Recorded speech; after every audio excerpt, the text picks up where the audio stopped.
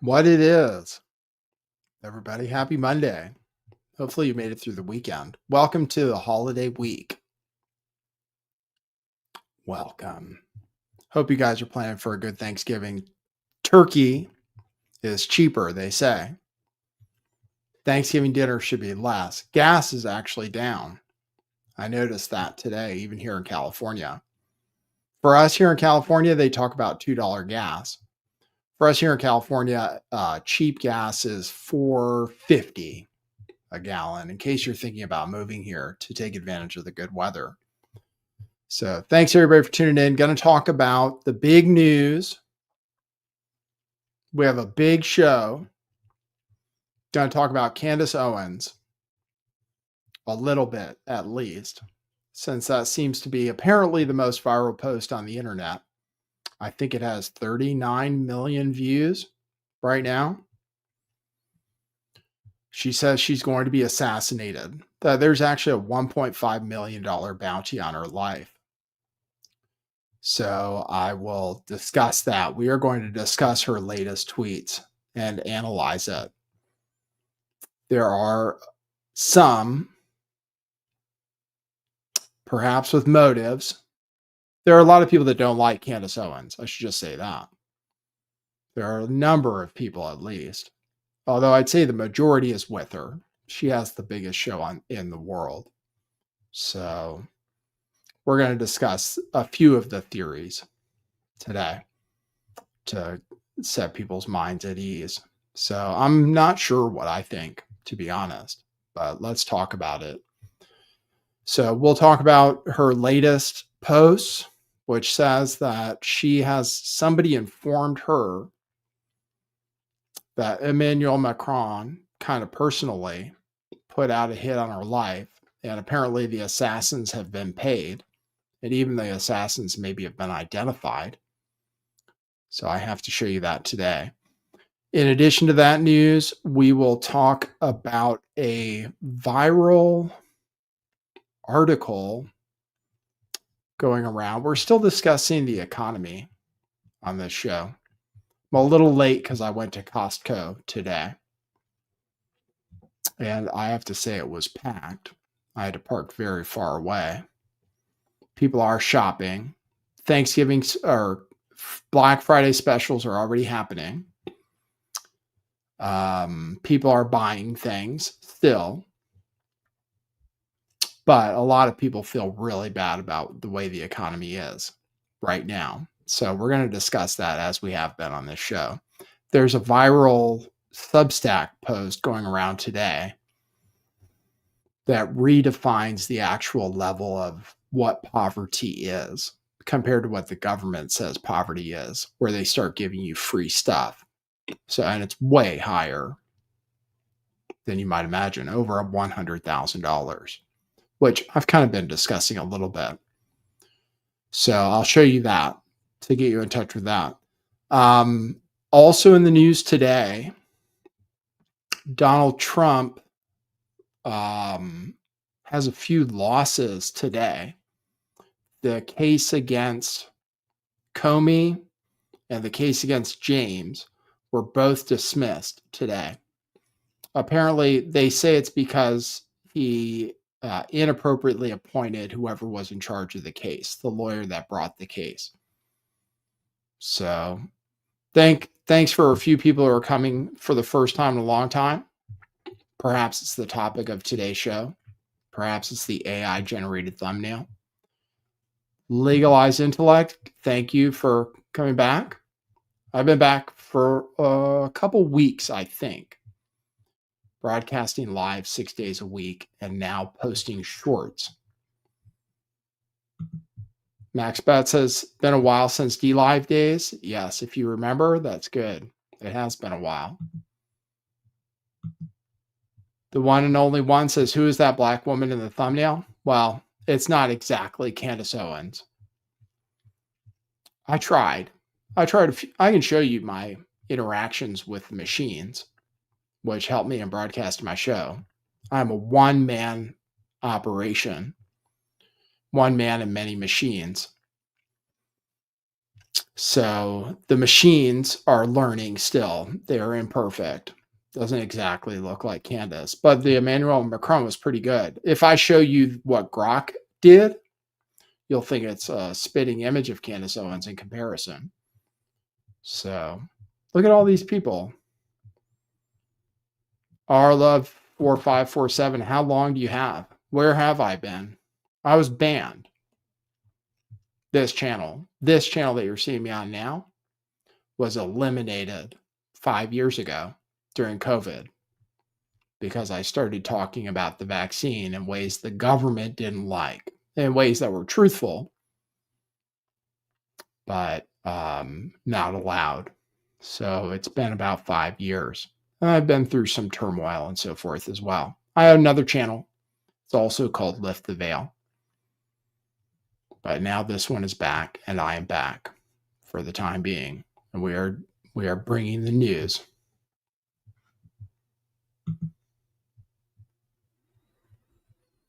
Look, a number of people. Thanks for joining me. Hopefully you stick with the show. We're talking about the economy a lot. We're talking about AI a lot. We're talking about politics a lot. We're talking about Trump. So I was going to say Trump had a few losses today. One of them was what I said. The Comey and Letitia James lawsuits have been dismissed. And he was going to make an announcement today about about basically doing what the Democrats wanted in the first place during the shutdown and extending the Obamacare subsidies for 2 years. He was going to make an announcement, and then apparently everybody freaked out because they weren't consulted on it. And he had to cancel his announcement. It was supposed to be made at 4 p.m. Eastern today, and it's canceled indefinitely now. So, but I'll show you some of the reporting on that too. All right. So we have that, and then we will talk a little bit about Zionists and stuff. Young Jews a little bit, because this one lady who used to work for, I think it was Obama, who I've shown you some clips from, is most concerned not even for the Christians that don't like Zionism and don't like Israel as much, but actually the younger Jewish people who have no allegiance to Israel or are not liking it that much after what they've seen happen in Gaza. So I reported on that a little bit. Paul, are they attacking Venezuela right now? I did cover that on my show. Is it happening live right now? Because I can report on it too. Let me know if it's happening live. I'll go to the news. That's been in the works. And I have some stuff about that. We're going to talk a little bit about what Trump's been saying, which might be kind of crazy. He has been posting QAnon memes over the weekend in an attempt to rally the schizo boomer part of his base. So we'll talk about that. And many more. And then I've been being pitched a bunch of guests. I can run those by you guys maybe at the end of the show, and you guys can tell me. All right, so here we'll get started. We'll start with Candace, just so we get people what they tuned in for. Okay, cue musical intro. Boy, that's brilliant.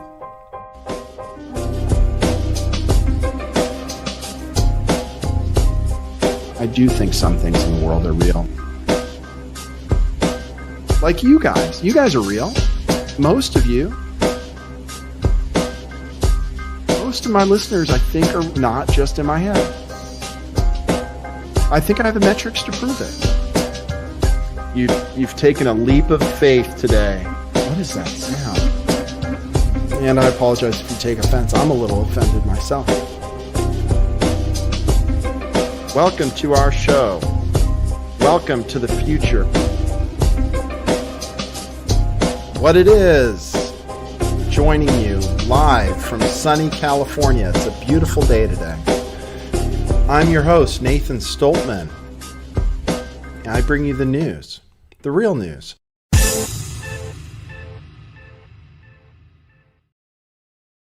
All right, let's get into it. Welcome to the Lift the Veil Show, an experience like no other. All right, let's show you what Candace is saying, just to cover that first, and then we'll get to the chat and stuff. Lauren says, so we like Fuentes a bit more than his early years, maybe? Yeah, yes, but I had him on. I posted the interview for people who want to see it. I interviewed him almost exactly 6 years ago on this channel. And it was an interesting interview. I kind of gave him a hard time about a number of topics, actually. Probably gave him a more adversarial interview than Tucker Carlson did, particularly about women and gays, but also about Trump, also about his support for Trump at the time. That was the thing I did that's probably the most relevant because back then he supported Trump. I was like, why are you supporting Trump? He's a Jewish. And Nick was like, humana, optics. And I was like, if you don't believe the Holocaust happened, then why did you tell the Washington Post it did? And I gave him a hard time about that too. So very controversial take.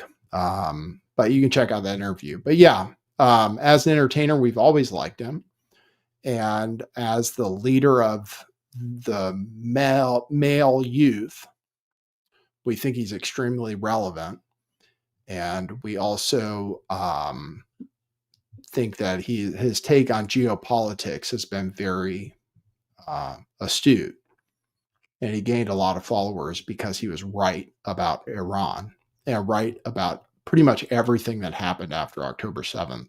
He basically predicted everything that would happen after October 7th, including us striking Iran on behalf of Israel. So yes, we follow that kid. Not every day, but when it's relevant. Will he lead a successful political movement with men alone and with white people alone? Probably difficult. But he has captured their attention. So, all right, let's talk about Candace. For people who tuned in for that, let's just talk about it. I'll give you my take. I watched Benny Johnson's take. I think he doesn't agree with Candace Owens, but didn't want to say it. I think a lot of people, if they don't agree with Candace Owens, probably don't want to say it. I think probably a lot of people don't want to say a negative thing about Candace Owens because she's so popular, more popular than anyone talking about her, basically. The most popular podcast in the world, apparently, after Charlie Kirk's assassination. She is a conspiracy theorist, basically, which is how my career began on YouTube almost exactly 10 years ago today. I started this YouTube channel, November 22nd, 2015. We talked about conspiracy theories, and I grew most of my following from being a conspiracy theorist, actually. But eventually they start banning you for that. And since then, I've just a little different. That's all. I don't think everything is a conspiracy. But moon landing, 9/11, many other things, I am still among the ranks. And you can look through my videos. I still have some good moon landing and fake space stuff out there. But San Bernardino, Bella Stenger remembers. They didn't even delete all the videos on San Bernardino, but I'm afraid to republish them. But I have some good ones. San Bernardino was my foothold. That's how I started. Then the moon landing, got some very popular videos. Got my first interview after talking about the moon landing with a Flat Earth show. Talked about Flat Earth theory for a while. We've been places. We understand the appeal of conspiracy content. So now it's basically legal. That's the difference. Back then, accusing people of anything, like probably accusing Macron's wife of being a man, you would get censored back in the day. Pretty sure. Pretty much like almost everything would get censored. If you just talked about Zionism, you'd get censored. If you just talked about QAnon, you would get censored. Strikes. Not just videos taken down, but strikes, bans. Every QAnon account got taken down. All my QAnon videos got taken down, even though all I was doing was debunking it the whole time. All of those videos got taken down. Now, conspiracy is legal. It was never illegal. We have free speech, but in the sense that YouTube won't ban you. And it's still extremely popular. And Candace Owens is talking about it. So she has some crazy theories. I try to watch, but let's just talk about this. Sorry, before we start saying crazy theories. She has revealed some very important things. Most importantly was the text messages that she showed, showing what Charlie Kirk's state of mind was before he was assassinated, which I think is highly relevant, especially for those who wish to carry forward TPUSA in Charlie Kirk's memory.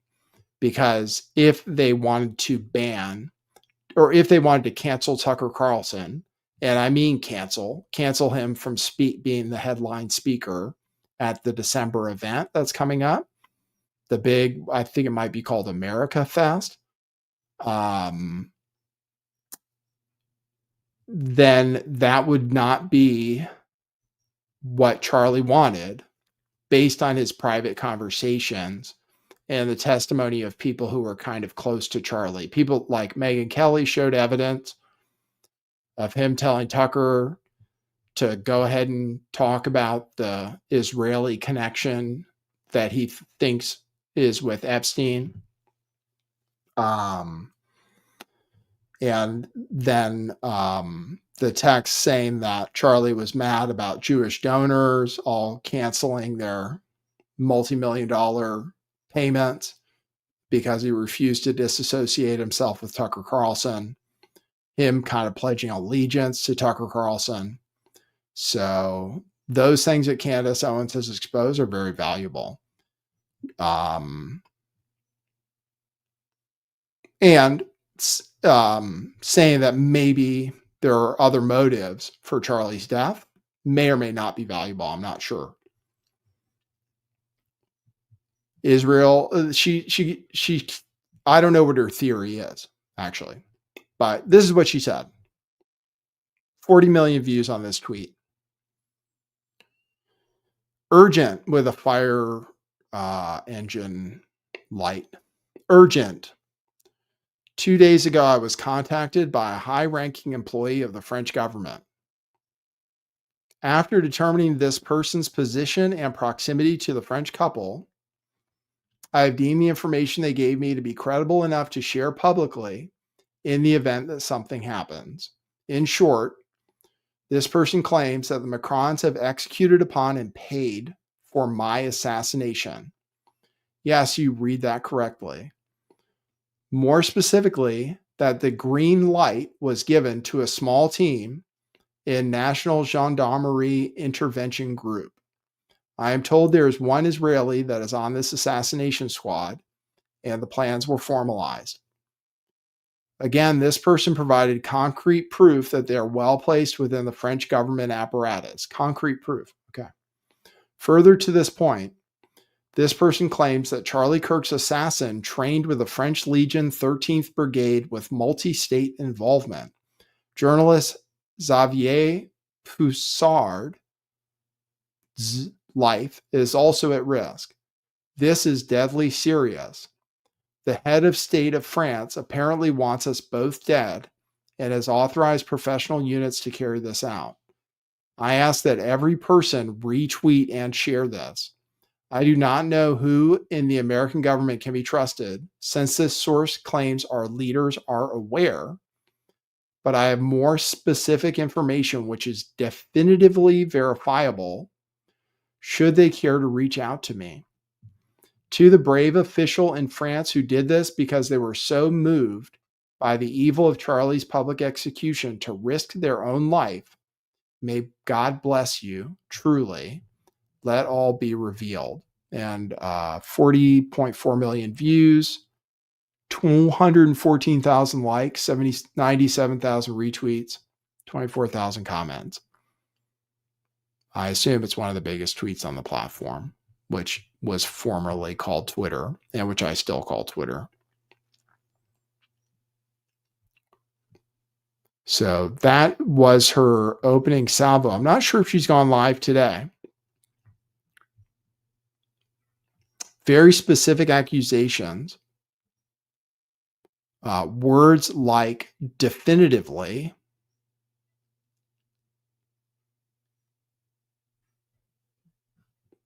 evidence, etc. As far as I know, she has not posted any of the receipts, which she is famous for doing, along with the Charlie Kirk investigation, at least, posting receipts. But that's what she said. And most people on the internet are concerned for her well-being and are not calling her insane, schizophrenic, etc., like some people on the internet are doing, like Alex Berenson, who's kind of a nobody these days, but was somebody when he was talking about COVID. The Babylon Bee tweeted out that she's mentally ill, and insinuating it, saying the most popular person is insane, basically. Here's what else she said since that first tweet. I am told that payments for assassinations are running through the Club des Cent in France. This means there is a paper trail, and I encourage the patriots of France to do what you can to uncover it. I would again like to stress that there was a French female assassin, but also a male Israeli assassin that were selected to kill me. These are joint state operations. Super specific. Another tweet from last night, I guess, 22 hours ago. I've informed people in the federal government and the White House of the France and Israeli assassination plot, and I'm willing to provide full details as well as the name of the assassins and international accounts in France and Canada through which money was exchanged. Beyond that, I have shared more information with the public regarding the Brigitte story I was investigating at the time of Charlie's assassination. This is all available on my Instagram stories. Thank you all for reaching out and praying for my family. And finally, today, she says, when everything is said and done and the public learns that Macron allegedly moved $1.5 million for my assassination, how will the world respond? And I noticed in this last tweet, she did use the word allegedly. The other posts were a little more definitive. So I will glance at the chat and discuss.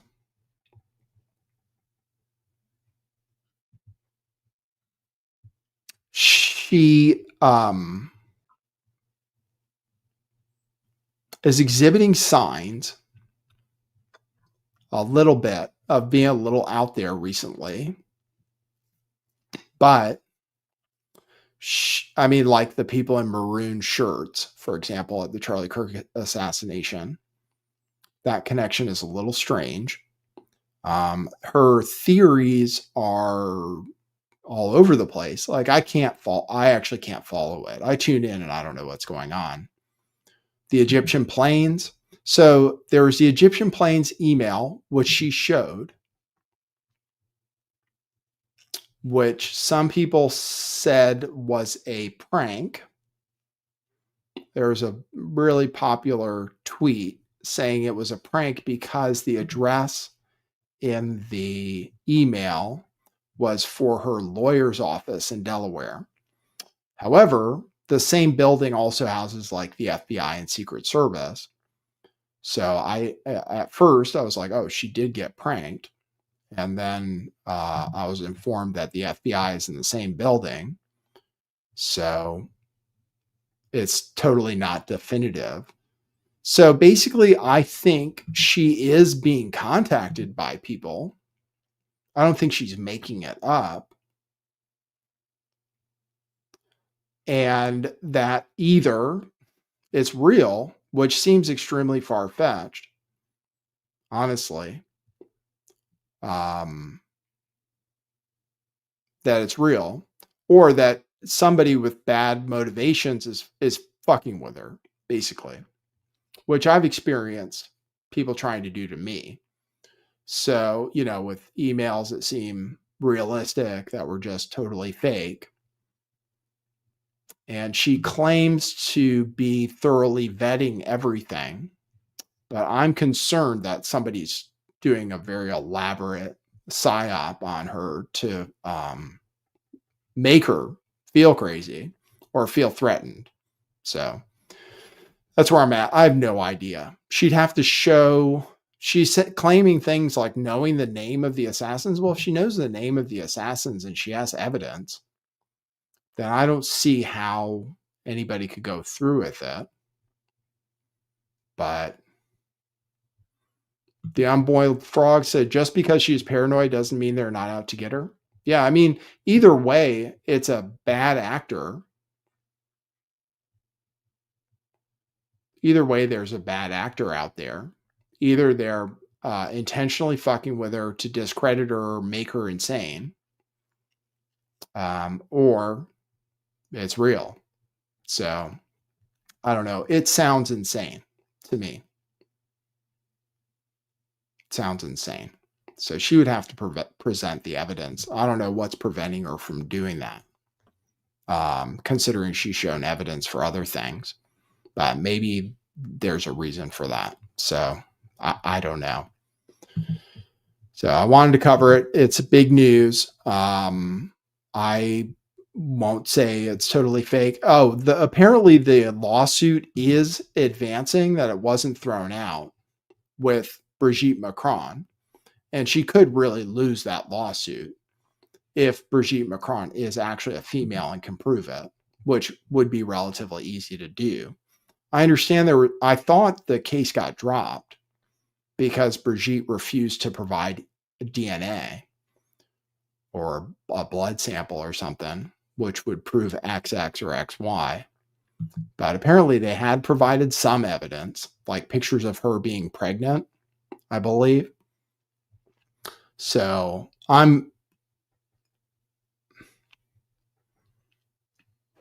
we'll see.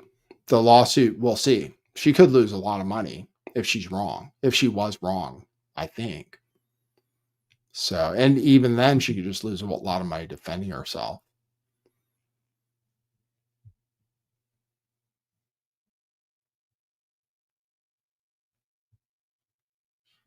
Charles Bonner says psychological warfare. Yeah, well, that's what I'm concerned about. Is that she is pissing people off. And she is shaking things up in a way that people don't like. And that they've gotten an operative to convince her of things to take her down different rabbit holes, I guess. But either way, I don't know. There's not a consistent theory of the case. It's just a lot of questions. I don't know if she's blaming TPUSA, if she's blaming Egyptian planes, if she's blaming the French, if she's blaming the Israelis. I'm not sure. I just don't know what the theory is. So, and as far as the Charlie Kirk assassination, nobody's everybody's all over the place about it. So don't know what to think there either. Just asking questions, I guess, and pointing out weird things. So Enel6425 says perhaps she should actually vet the slop she throws out from her anonymous tip line. Yes, that's what I'm concerned about.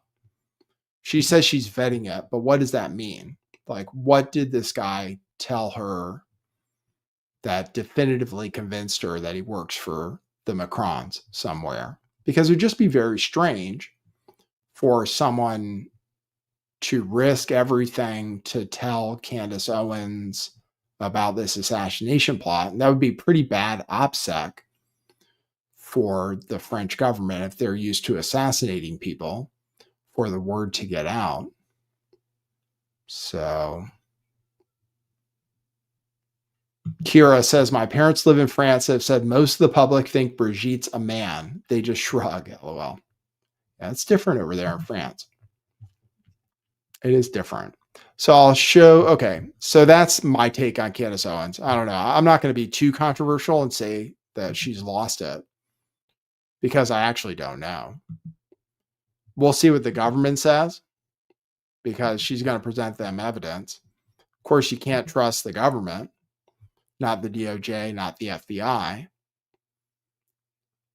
General Mike Flynn says there is plenty of truth to these accusations. So he's on it. I'll show you somebody who says they're scared for their life because of Candace Owens' accusations. That's this guy. Frank Turek, who apparently is tight with Charlie Kirk and Turning Point USA, saying he fears for his life. Everybody fears for their life these days. Megyn Kelly fears for her life because she blames Mark Levin for saying she's anti-Semitic. Candace Owens is afraid for her life because she's getting phone calls and hot tips. And this guy's afraid for his life, apparently. I'll play it. I haven't listened to it yet. As we all know, Candace Owens is spinning a lot of suggestions that there's all sorts of conspiracies out there about who killed Charlie. It's fine to ask questions. It's fine to suggest that maybe this happened, maybe that happened, but it's not fine to insinuate that people are guilty of murder or they're in some sort of murder conspiracy unless you have really strong evidence. Oh, I'm not showing Mikey you. McCoy, whom I talked to today, is getting death threats. I get what appear to be death threats. You never know what can happen to you. In fact, before Charlie, these gentlemen were not with me. Before Charlie, we didn't even have a police officer in the back of the room. Why do we need that now?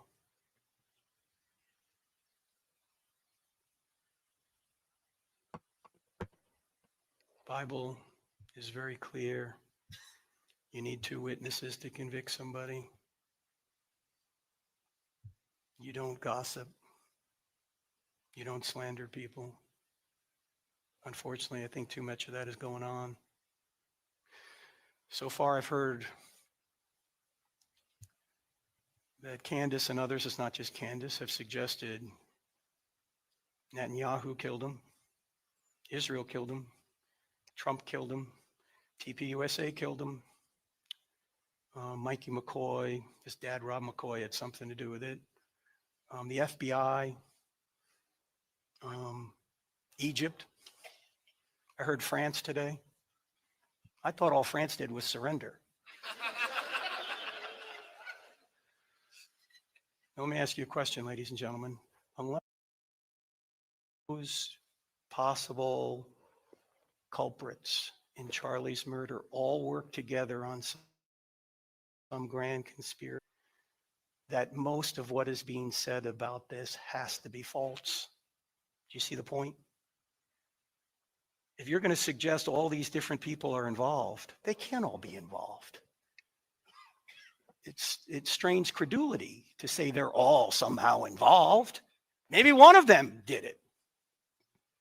But that means most of what's being said about this is false. And what if the guy who actually has been charged with the crime really did it?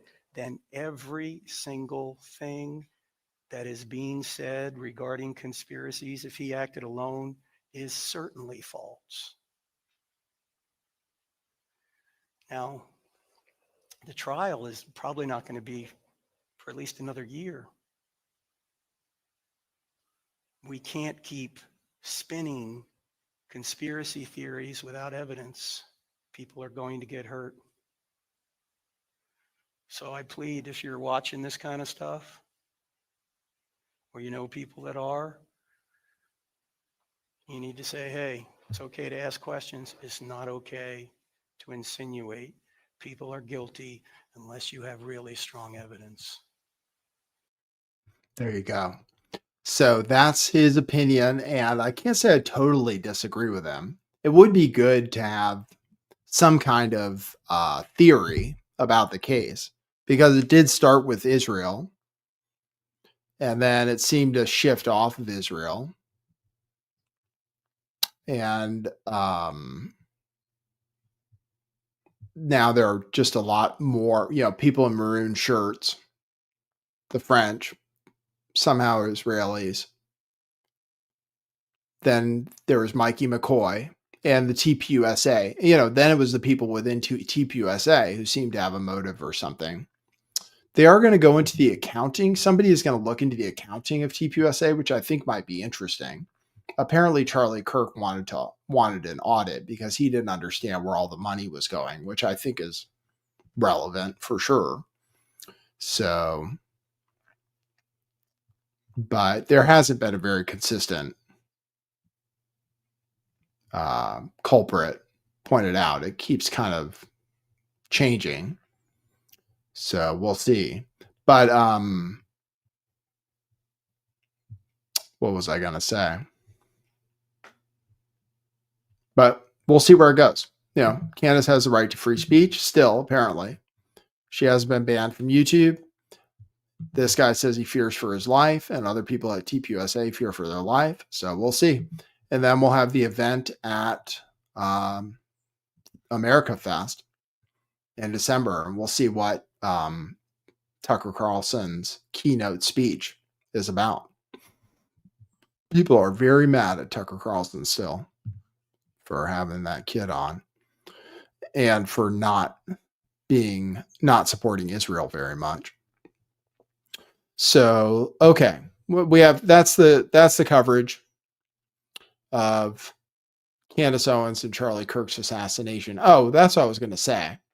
Is the most difficult part of it for me is the text messages and Discord logs, which people say are fake just based on face value for various reasons, but don't have any evidence that it's fake. That's all. Just people saying, oh, it's fake, because nobody talks like that. There aren't timestamps, etc. But those text messages basically prove his guilt. It's a confession of guilt if they're real. So they can be discounted for whatever reason, but there's so far no proof that they're fake. That's all. And with those, it seems like the gay furry or the trans furry sympathetic fellow had motivation and a gun and stuff. But the 30-06, the shooting angle, the no exit wound, all the other stuff, yeah, it's weird. So I'm open-minded. Must be. Do you want to talk about... Do we want to talk about Trump first, posting QAnon memes and what that might mean? Do you want to talk about Israel and Jewish people first and Zionism first? Or do you want to talk about the economy and the taking over of AI first? Let's talk about Donald Trump a little bit. Donald Trump, the Republican Party has never been more splintered as far as I can tell, or not in some time. However, a poll was featured today on CNN that says Republicans still support Trump exactly the same, if you can believe that. So I'm curious if you believe that. The polling shows that people who identify as Republicans, and I guess you'd have to dig further to see what that means. That's registered Republicans, still support Trump exactly the same as they did 6 months ago. That's even with MTG getting kicked out, all the fighting with Massey and Rand Paul, H-1Bs, the economy, what are the Venezuela, even with all of that stuff going on. Oh, Israel, the separation over Israel. Even with all of that stuff going on, apparently his polls are exactly the same. So why is he posting QAnon memes? That's a good question. These are some of the memes he posted this weekend. Nothing can stop. I mean, I remember QAnon extremely well. I followed it from the first day it came out, which I think was the day or the second day after the Las Vegas shootings. Now, that's a conspiracy theory I'd like to see investigated further. That one they stomped on very hard. My videos definitely, I think I lost my channel briefly during after the Las Vegas shootings by that guy who seemed to be an arms dealer, seemed to be working for the government. You had to be extremely careful how you talked about that. Dan Bilzerian was there at the shooting saying some crazy stuff. I think saying some guy next to him got shot 6 times in the chest or something. No video. None. No pictures of him bringing up loads and loads of guns into his hotel room. Then Q launched a few days later. I think it might have been November 1st, 2017.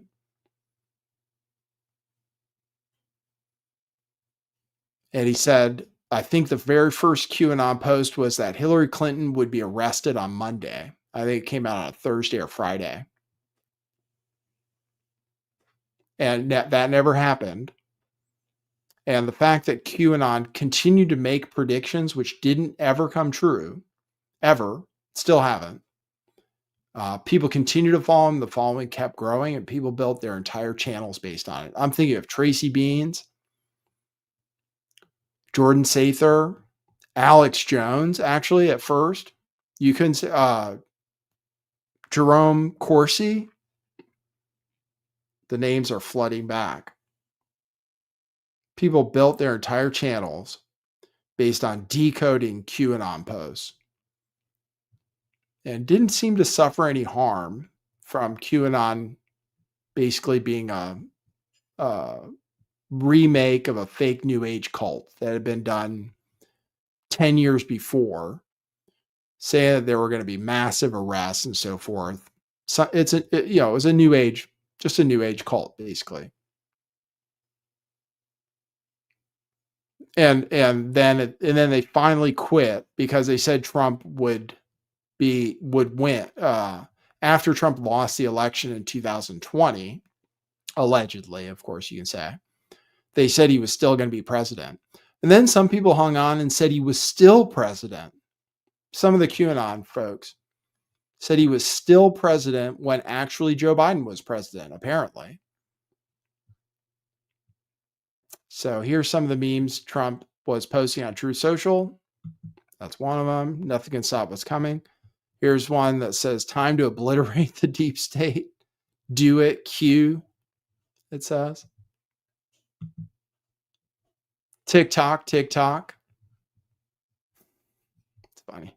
How long can you keep people stringed along on that? It's amazing to me. Such power. No, you don't have to ever be right. You can just say something good is going to happen, and that's about to happen. TikTok, right? It's right around the corner, this new age. The deep state's going to be annihilated. Here's remember your oath. Where we go one, we go all. Michael Flynn, he supported QAnon.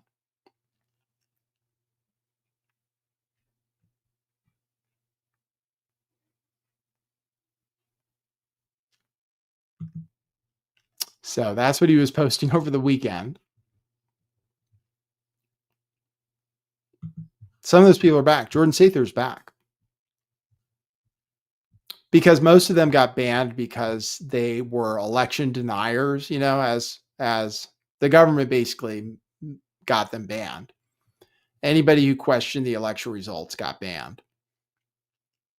And that was the DLive purge. That's what got Nick Fuentes kicked off DLive. Because I was on there with Nick Fuentes. And that when I interviewed Nick, we were both doing okay on DLive. I was doing okay on there, actually, especially compared to where I am now. But they kicked everybody off that platform after January 6th. A bunch of YouTube accounts got kicked off after January 6th. And now a number of them have come back. And a number of them happen to be QAnon decoders. So where's the Truth Social post? Let me find it. He posted a Truth Social post, Donald Trump did, saying the Republican, here it is, the Republican Party, see if you, just tell me if you agree or not. Oh, if you want to support the show, my super chat, I'm demonetized from COVID, I think. I think the lighting is worse. I tried to move my camera back so my head wasn't so large. I think that made the lighting worse.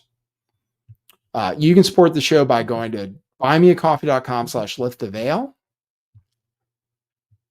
And it actually goes toward coffee every day to fuel the knowledge and the research. Buymeacoffee.com/lifttheveil. Remember, I live in California where things are expensive.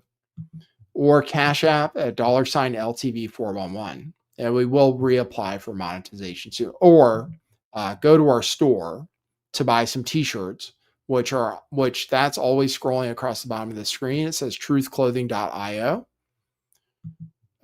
Go there to buy t-shirts, which are on sale for $5 and $10 for the most part.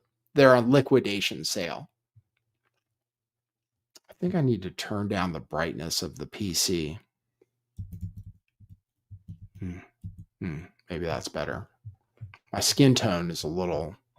So here are some of the shirts. I have some cryptocurrency shirts.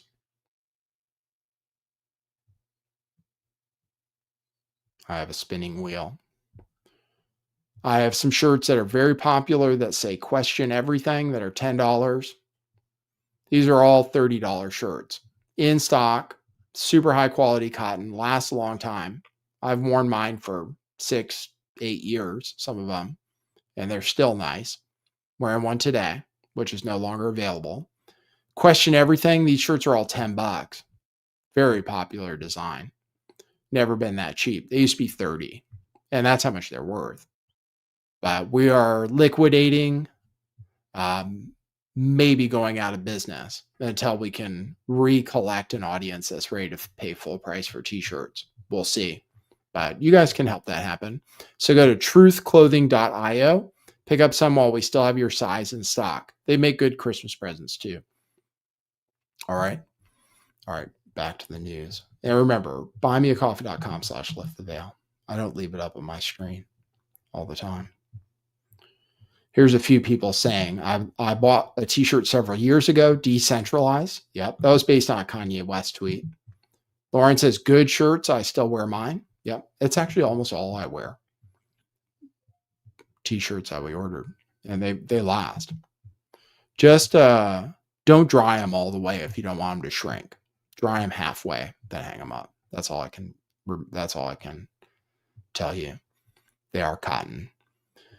Okay, back to the news. Donald Trump says the Republican Party has never been so united as it is right now. Other than Rand Paul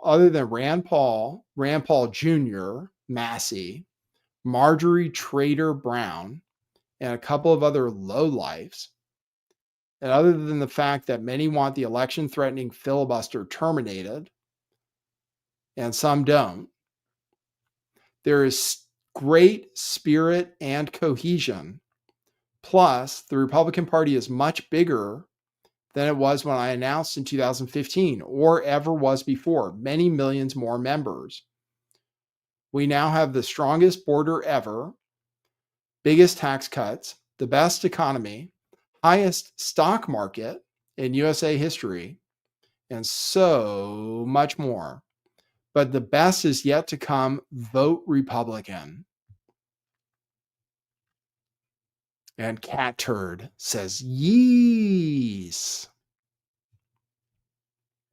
Cat Turd is complaining that his engagement is down, which is either algorithmic or, I might suggest, is because people don't follow him anymore, because people don't follow people that just say whatever Trump says. But that was Donald Trump's Truth Social post. So, given what I've seen online and given the people that are, here, I'll play this. This is relevant.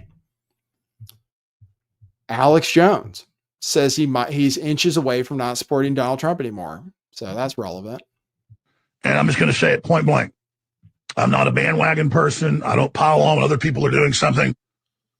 But I know MTG well. She's a woman of incredible integrity, brought up poor, self-made, very successful construction company, a woman of great integrity.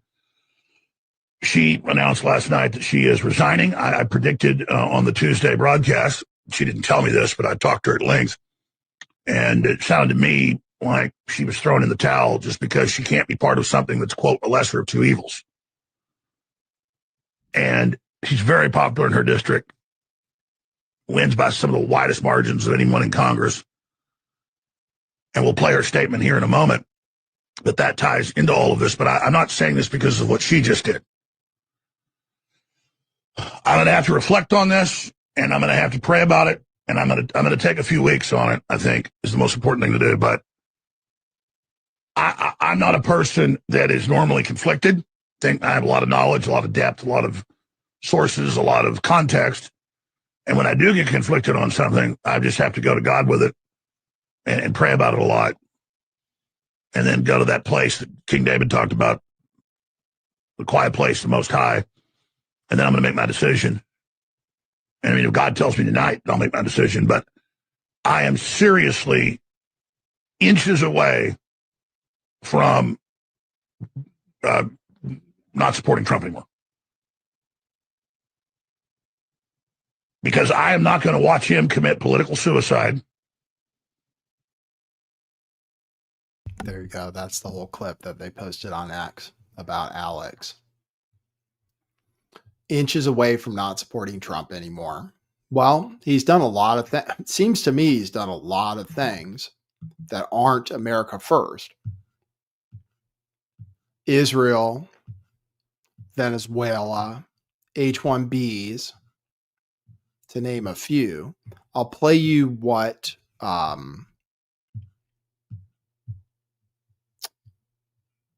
Senator Rand Paul says about it. So my favorite, I can't really support. It doesn't matter, actually, whether you support him in a lot of ways, because he's never going to run for president again. So we're going to have to figure out to support somebody else if we're going to vote, which I don't know how awesome a thing that is. But a lot of people turned on him because of his support for Israel. They say he's the best president, American president that Israel's ever had. He says that if he ran for president in Israel, he'd win, or prime minister.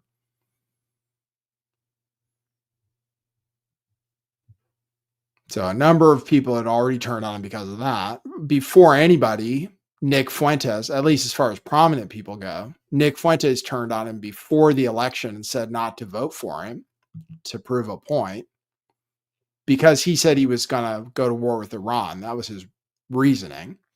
And then eventually that did come true.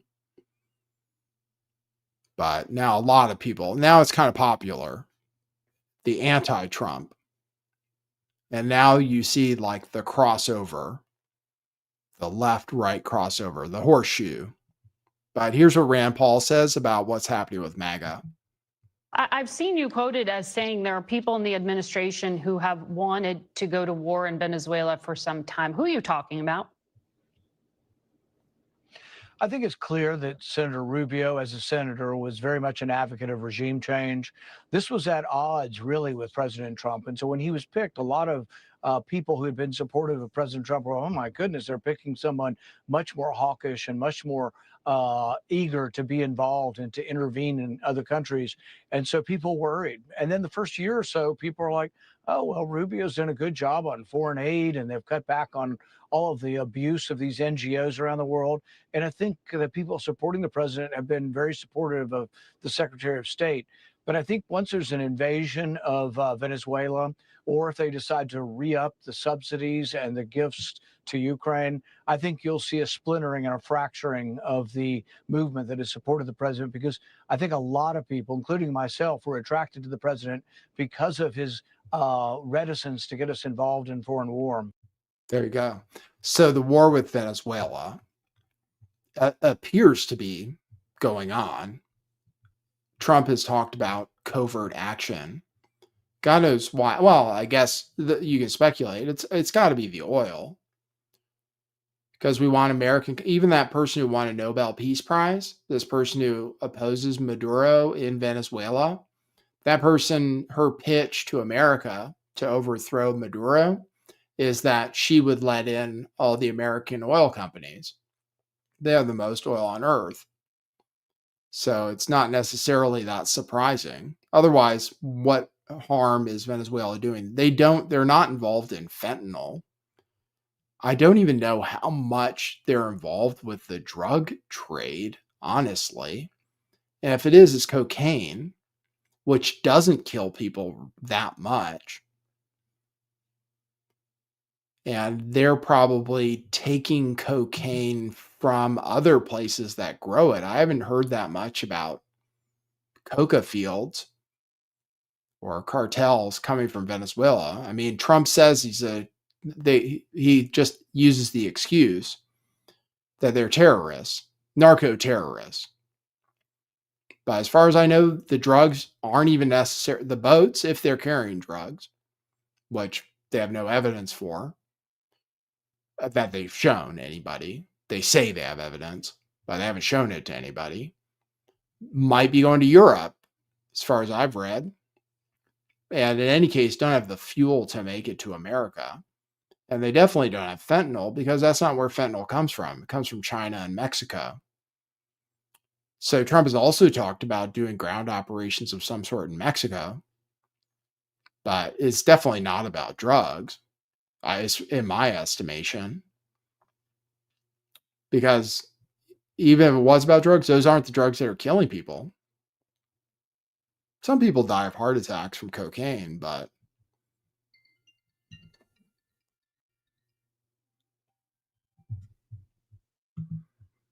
it's not that many.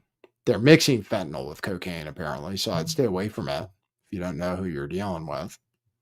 But so he's saying it would fracture over Venezuela. Yeah, it would fracture over Venezuela. It would really fracture if he commutes the sentence of Ghislaine Maxwell, which he's kind of talking about doing. Also, I'm sorry, I didn't even bring up Epstein. Someone like Candace Owens says she stopped supporting Trump as soon as he said the Epstein thing was a hoax. Right? And that's probably a number of people. So all those ways it can be fractured. A lot of people liked MTG and are supporting her on Twitter, X. All the same, with all that going on, here is what the polls say, apparently, according to CNN. So is the president losing Republicans? No. Look, this is still Donald Trump's Republican Party, and we can see it here. It's like a rock, to quote Bob Seger. I mean, take a look here. Republicans who approve of Trump. 6 months ago, it was 87%. Now, well, hello, it's the same number. It's 87%. He has not lost any support among Republicans compared to 6 months ago. As I said at the beginning, he's like a rock. He's like a rock. The Republican base is sticking by Donald Trump at this point in time. It really is interesting to watch his overall approval rating go down, down, down, down, but see this be completely constant here. It is among independents. It is not among Republicans. Okay, so how does this compare to past presidents in a second term? Yeah, okay. I think this gives the game away, right? Which is Donald Trump. If you look at 21st century presidents' own party approval at this point in term two, who leads the pack? It's Donald John Trump. 87% of Republicans approve of Donald John Trump. You go back to 2013, 78% of Democrats supported Barack Obama, and it was 78% of Republicans who supported George W. Bush back in 2005 at this point. So Donald Trump has the biggest highest own party approval of any president who served their entire second term in the 21st century. You could look at this one of two ways. You could say, obviously, he's doing way better than past presidents, or you could say there is still room to settle. If there is a reversion to the mean here, if that does fall further, that could chip into his overall approval rating. Okay, Marjorie Taylor Greene resigning from Congress in January. One of the concerns is that Donald Trump backed someone in a primary against her. How has Donald Trump done in his congressional endorsements? You know, when you go up against Donald Trump, you're going up. All right, so that's the poll. What I wanted to know, so I asked my friend Gemini how much of the electorate is registered Republican, which I assume they had to do, is take registered Republicans. So that's what it means, registered Republicans. Well, registered Republicans make up only less than 30% of the electorate, and independents make up 41 to 43%. And he's way down with independents, who he had after he almost got assassinated. And he picked RFK Jr. and Tulsi Gabbard, which brought a lot of independents to his side. And they thought he was going to fix inflation. But now that he hasn't fixed inflation so far, and then he's gone back on a lot of other issues people supported him for, but mostly the economy, really. That's what people care about. Now, he's lost an incredible amount of support among independents, of whom probably a number of them would have LARPed along with being MAGA, even though they were never a registered Republican. People like, I don't know, Tim Pool, who still supports Trump, and Republicans, who said he was a Democrat when Tulsi Gabbard was running for office, which I registered as a Democrat too, just to vote for Tulsi Gabbard back in the day. But I'd count myself amongst those independents who is now sour on Trump for a number of reasons. If the Venezuela thing happens, I don't see how anybody stands by him, to be honest. But that is a shocking poll. 87%. But once again, that's less than 30% of the electorate as of right now, according to Gemini. There's about the same amount of registered Republicans and Democrats, about 28%. But then independents make up 41 to 43%. And then back during Bush's term, where they said Bush didn't have as much support amongst Republicans, there was a slightly lower number of independents. More people were registered one way or the other. Not much more, but a little more based on a little research.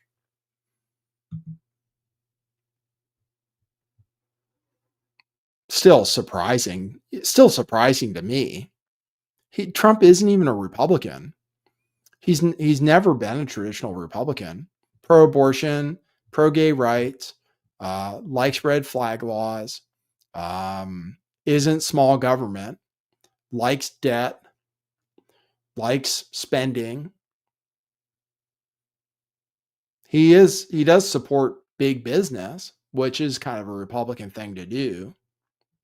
But actually, a lot of people who were part of his base, it seemed like he was getting the working class somehow. But then he won this last election by supporting AI companies and got a lot of his money from a tech oligarch, Elon Musk.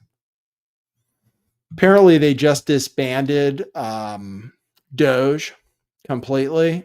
That's in the news. So forget about saving money.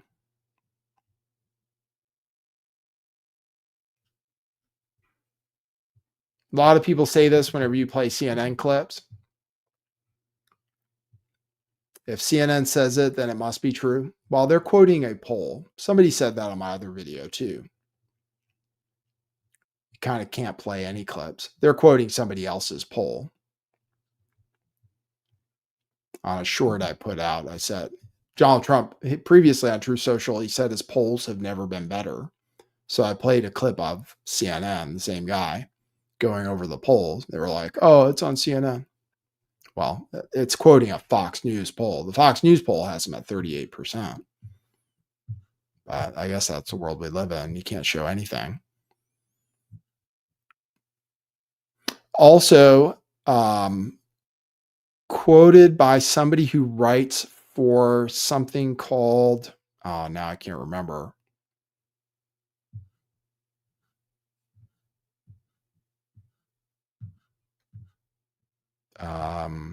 This guy, Jake Sherman, Punch Bowl News, reported this morning that several other GOP members are also considering retiring in the middle of their term.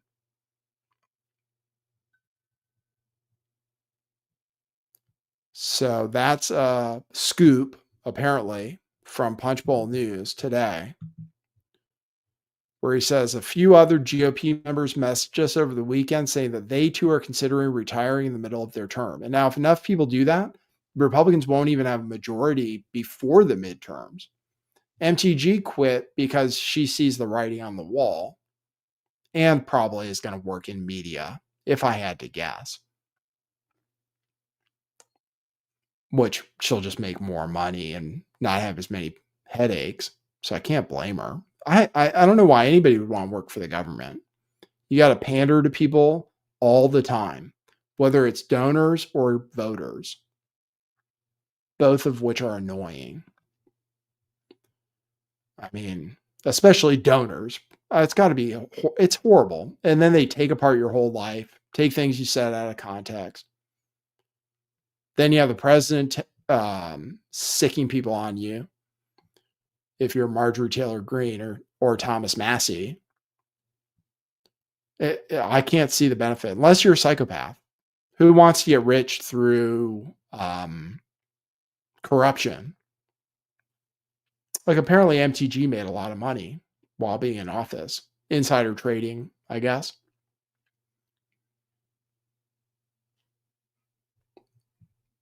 Joe Biden had like a house given to him pretty much. I mean, he was super crooked. He fought for the banks. He fought for the credit card companies because they're all based in Delaware. That's like the only motivation I can think of. You have to be a kind of a psychopath. So I don't blame MTG for leaving, even though I'm disappointed because she actually made something happen.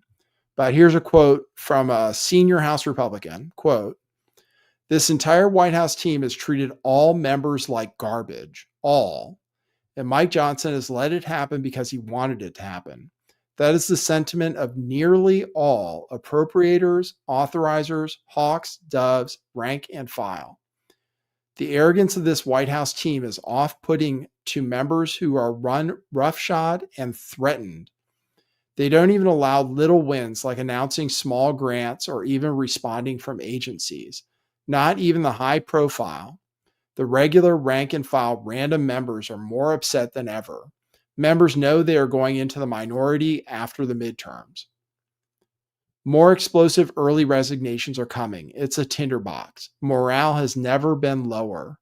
Mike Johnson will be stripped of his gavel and they will lose the majority before this term is out," unquote. Apparently that's from a senior House Republican. And you got to think it's true.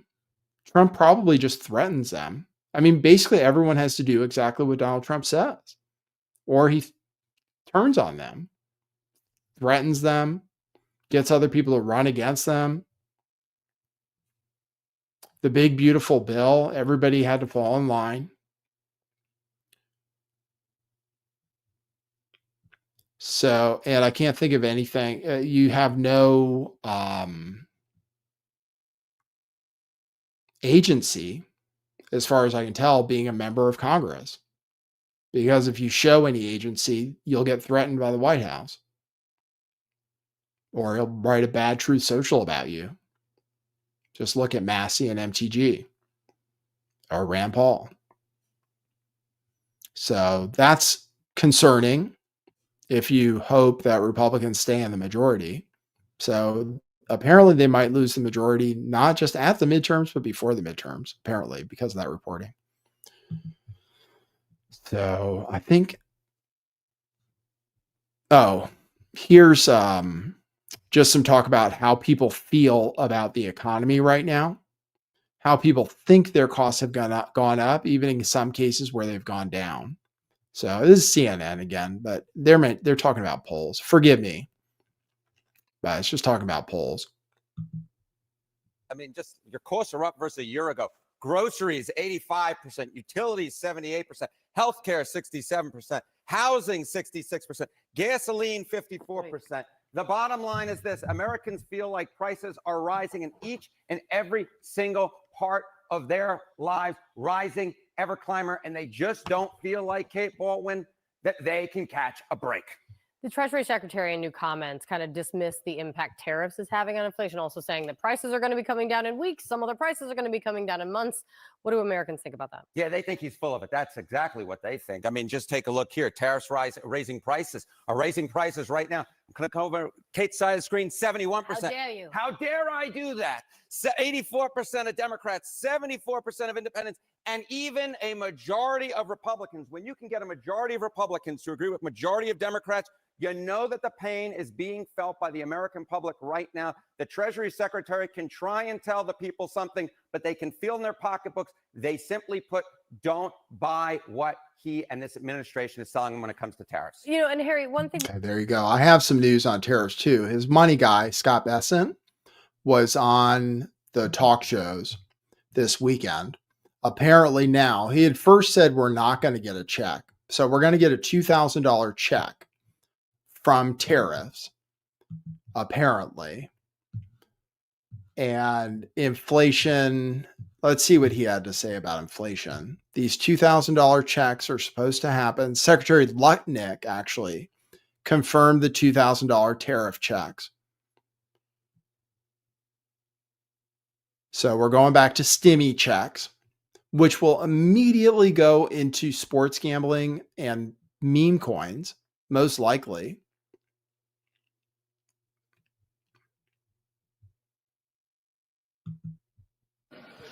Look, the tariffs are an American policy. The president wants the American people to understand how great tariffs are for them. And so one of the ways to prove to the American people how great tariffs are is to have them share in a part of 1 year's income from these tariffs. And that's $2,000 a head, as he said, for people who need the money. You know, he's going to constrain it to people who need the money. And that's exciting. So the president's got that on his desk. I know that's something he wants to achieve, and his legislative team will figure out the best way to do it. But what he's trying to do is make sure people in America understand that tariffs are their policy. It's to make America stronger, and it could also benefit their pocketbook. And that is coming next year from the president. It's so funny. It's like the money's coming from nowhere. Like during COVID, at least the money came from nowhere. At least we just printed it out of thin air and redistributed and just gave it to people. And then that created the inflation we're living with today. But here we paid the money. You know, it's so great. Trump is like tariffs. He says over and over, money we're making from other countries. It's literally a tax on Americans, a tariff. It's literally a tax on Americans. So we paid them. So any money from tariffs that the government has made is from Americans exclusively paying more for things we get from overseas because Trump is mad about this or that, basically. We have a surplus with Switzerland. For some reason, we tax them 40%. I can't even remember why. We're mad at Brazil because of what they're doing to Bolsonaro. So we put a 40% tariff on coffee. Now coffee's up 18%. Now he's cutting tariffs on coffee.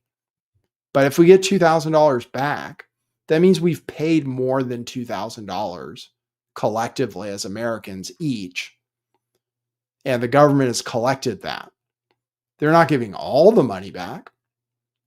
They're giving some of the money back, which we've paid, which has made things more expensive, if not for us, for American corporations.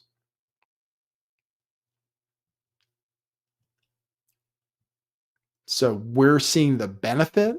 We're not seeing the benefit. We're getting some of the money back that we paid extra for, which Donald Trump lies about every single time. I say he lies unless he's retarded. He's either a retard, literally, or he's lying, because every single time he talks about tariffs, he says we're collecting it from other countries, which is just 100% factually false. But he says it every time. Oh, look at all this money we're getting from China. Look at all this money we're getting from other countries. We're going to give some back. We're going to give some back to the farmers whose crops are not being sold to China, like soybeans, because of tariffs. So because of tariffs, China's not buying our soybeans, which they used to do in tons and tons and tons. And therefore, farmers who want to make money just selling things in a free market have to be subsidized by money we made off of Americans paying extra in taxes. So now he has to subsidize soybean farmers with money we collected from Americans paying extra for stuff we used to get cheaper, because now China doesn't want to buy from us because of tariffs. So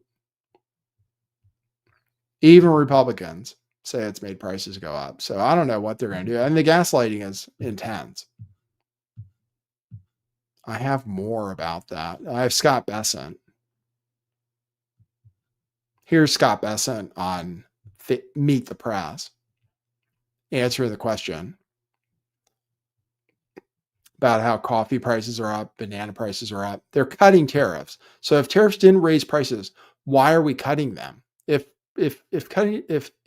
If inflation hasn't happened because of tariffs, I'm going to suggest maybe inflation hasn't happened that much, but it's actually because we're already in a recession. And the only thing propping up the economy is a circle jerk of AI corporations. Some people say it's 90% of the economy. It's just debt, investments, in AI infrastructure. Well, who benefits from that besides people who have AI stocks? Mostly an older generation. How have the American people benefited from AI investment, which is mostly debt-based? That's our whole GDP. They say it's half of our GDP growth. I suggest that gas prices are down because we're already probably in some kind of a recession because there's less demand, which is what happens. And actually, housing prices are starting to go down, apparently. And foreclosures are up because most people aren't in good shape. But here he is answering the question about how prices are up and dodging it. From? Well, and banana prices are up almost 7%. Coffee prices up nearly 19%. Isn't the fact that you're rolling back tariffs an admission that ultimately they do drive up prices for consumers? Kristen, how much does your arm weigh? That I do not know. Exactly. But you know how much you weigh. You get on the scale every morning. Inflation is a composite number, and we look at everything. So we try to push down the things we can control. And as I said, that we are working on the energy prices are down, and everything flows from that. And I think we're going to see these other prices come down. And again, many of these goods were part of trade deals with countries that have been in the works for months. Sure, very quickly, come down in a matter of weeks, months? Sorry? Weeks or months? You said the prices will come down in weeks or months? Some are going to come down in weeks, some are going to come down in months. We just had in terms of affordability, we just had the best month in the housing market due to affordability, due to increased supply in October. best October in 3 years, best month since February. Let me ask you.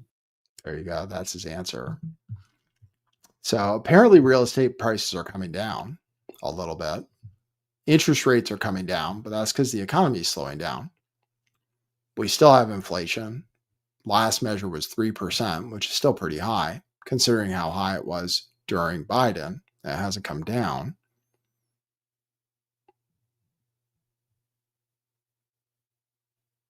How much does your arm weigh? That's a good one. Beef is up, coffee's up, etc.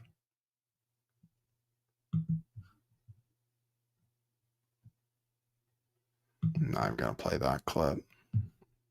All right. Oh, this is a good one, though.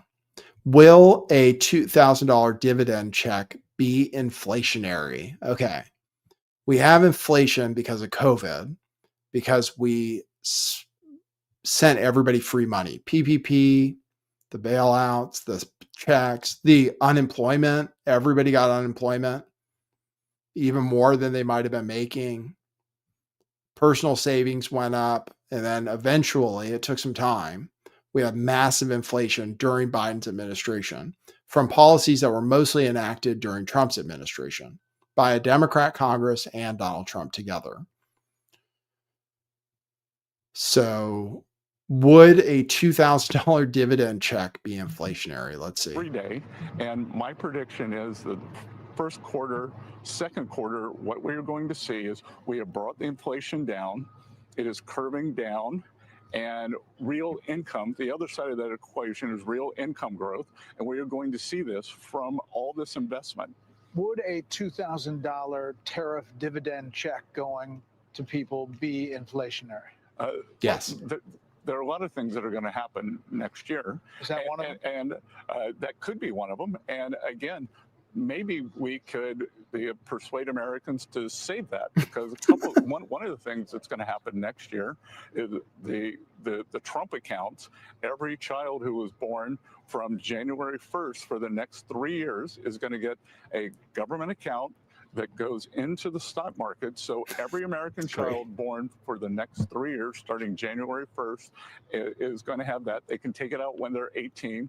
They're going to learn the power of compounding, and there's going to be a lot of financial literacy around that. And I think the reason that we saw kind of the disastrous election in New York is young people don't feel like they have a stake in the economy. So we want to give them a stake in the economy. We know that. There you go. So hopefully we can convince people to save it. What do you think? Do you think that's going to happen? Last time, if by save, you mean buy Bitcoin? Okay. I wouldn't say that's a terrible idea. It wasn't a bad idea last time. People who put their stimmy check into Bitcoin did very well. People who bought gold and silver did very well. People who bought stocks did extremely well. So as long as these things keep going up in value, he's talking about these savings accounts that they're going to give babies $1,000 in stocks. Well, what if stocks go down? Because they haven't for, I don't know, 13 years or something. Let me do the calculations. No, it's been like, I don't think stocks have gone down for any period of time since the financial crisis. So we're in an unprecedented period where all that people know is the price of assets increasing. And so those people that participated in that are doing okay now. They feel good about the size of their 401k. They feel good about the value of their house, assuming they got in somewhere along in that nice slide upwards. But in a real economy that's not made with fake money, things actually fluctuate in price. So unless we're planning infinity money printing, which to be fair, we are, then stocks can also go down. And actually people don't seem to recognize that or think about that as reality. Real estate can actually go down. And if it does, then the leverage that people have, which is basically just mortgages, they'll lose a lot of money. In real estate especially, people are poised to lose hundreds of thousands of dollars if there's a 10 or 20% correction in real estate. Stock market, well, it can also go the other way, and it's supposed to once in a while. So we can invest people's money in that, and then they have some stake in the economy. But what if it doesn't go well? Then they're actually losing money.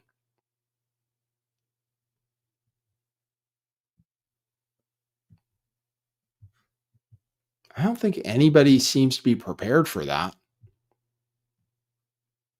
And young people don't see an ability to participate. No matter how much they save, if they can save, housing values have kept going up so fast that they can't even keep up. It's like their down payment doesn't get any bigger. So they just gamble on sports and meme coins.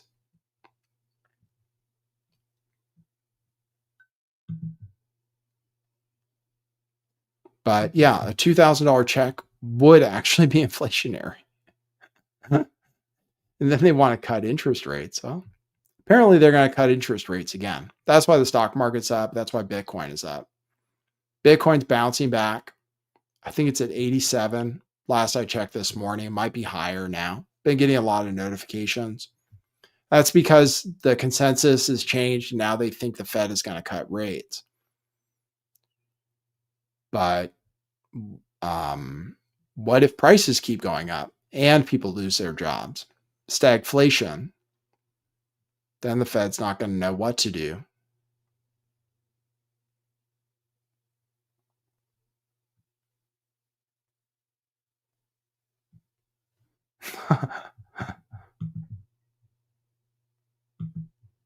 Hod 420 says they've only raised the specialty pizza one topping large deal at Pizza Hut $2 since 2019. It's not so bad. That's true.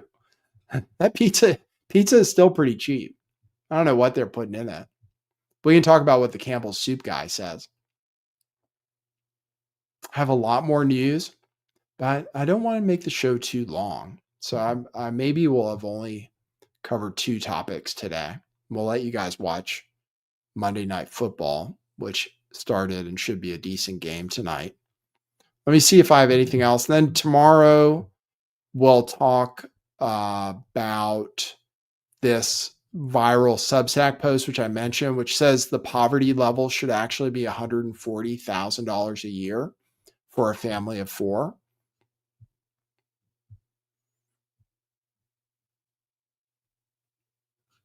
Yeah, we'll talk a little bit about let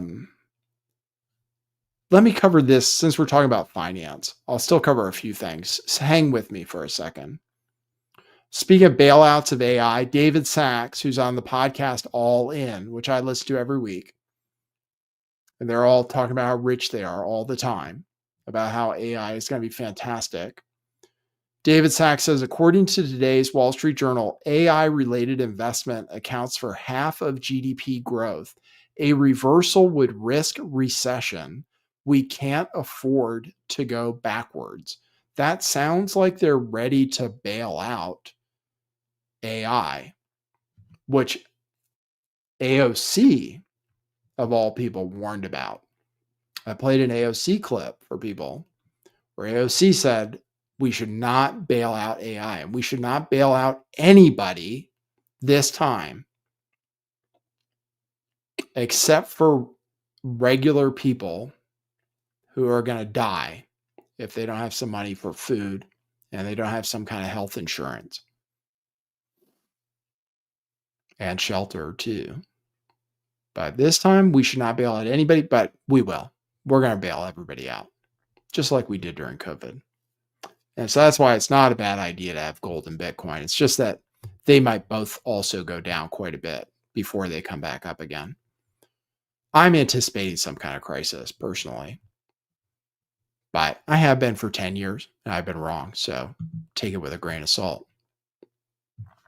Americans with college degrees now make up a record 25% of all unemployed. Six-figure earners are living the illusion of affluence while working side hustles, skipping meals, and pretending Venmo's not working. I'll talk about that a little bit more tomorrow. And we'll talk about the takeover of AI. Here's a video I was going to play to start the show yesterday. I'll play that to start the show tomorrow. Okay. Thanks, everybody, for tuning in. Great seeing you. We talked about a few topics that were very interesting. Thanks for your participation in the chat. I can see if anybody has anything topical to say. Find the Truth says Bitcoin or gold with the 2K. Yeah, those would probably be good bets, but they still could go down, especially Bitcoin, because it's considered a risk asset by people these days. Find the Truth says BlackRock will scoop up all the houses. I don't know about that.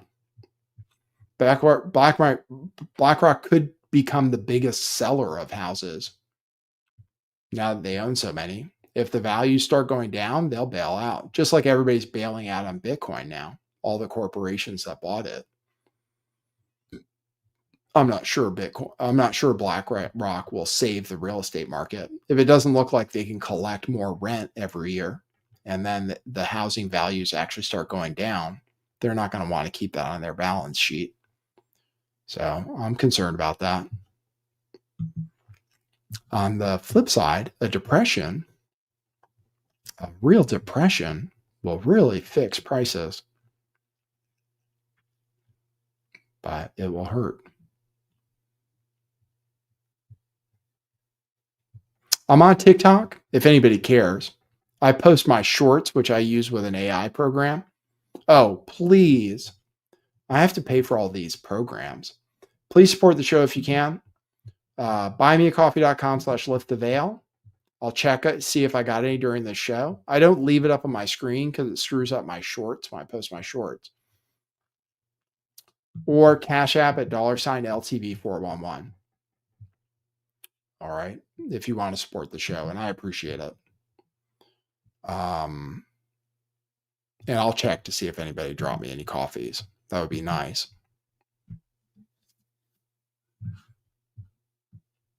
No. Oh, I think this is a new one. Pete bought one coffee. Hey, Nathan, it's good you're back. I'm home from surgery on my hand from work, pretty bored. Can still see old episodes like the ones from the Vegas shootings. That whole story doesn't make sense. Cheers, Pete. Yeah, some people are going through my old videos. I didn't even notice I still had one up from Vegas. Most of those got taken down. It's rather unfortunate. Thanks for the coffee. I appreciate it. Yeah, and anybody who wants to support the show, I appreciate it. It really does help. We have things we have expenses. I had to buy a new computer today during the sales. That's why I went to Costco. I had to get a new computer. The AI costs about $5 a show just to use, et cetera, et cetera. So I appreciate your support if you have any money. All right. Thanks, everybody, for tuning in, and we'll see you at the next one. For now, that's what it is.